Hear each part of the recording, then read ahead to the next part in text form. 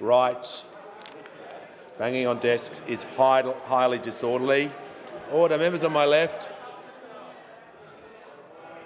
When the House comes to order and when there is complete silence, I want to hear every word from the member for Kennedy, and I give him the call. Prime Minister, are banks in Australia's towns closing?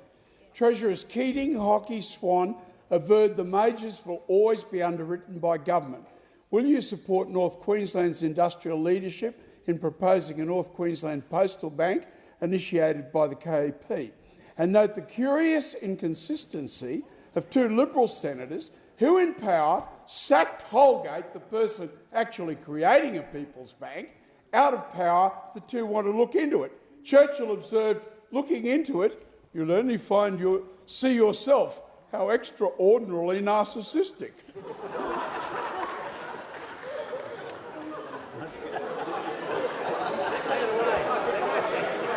There was definitely a question in there. I'm not sure about the end of the statement, but I give the call to the Prime Minister.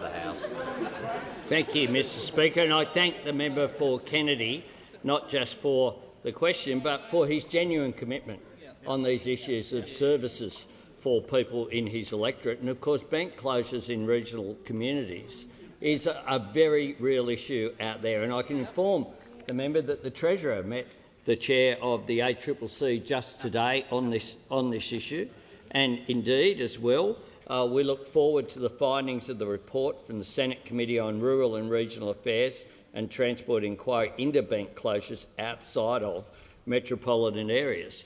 The member raises the issue of Australia Post, and that is certainly one of the options which is there.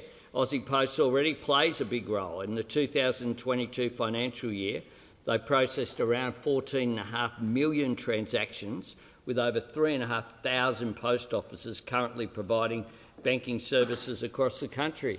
And I know that this was an issue that Christine Holgate has mentioned in the question. I think a fine person was advancing before the former government took action on the floor of this chamber to remove her, in part, of course, challenged by the inconsistency of the members that you raise.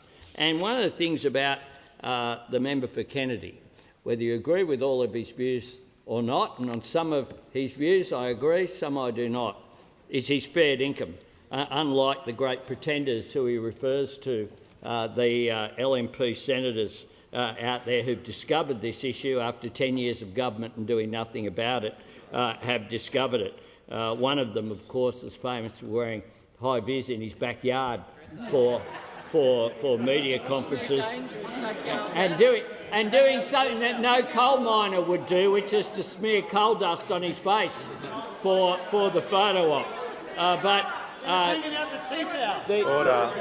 The member for Kennedy is fair income, unlike the pretenders over there in the Senate who pretend they care about regional Australia but never actually stand up for it.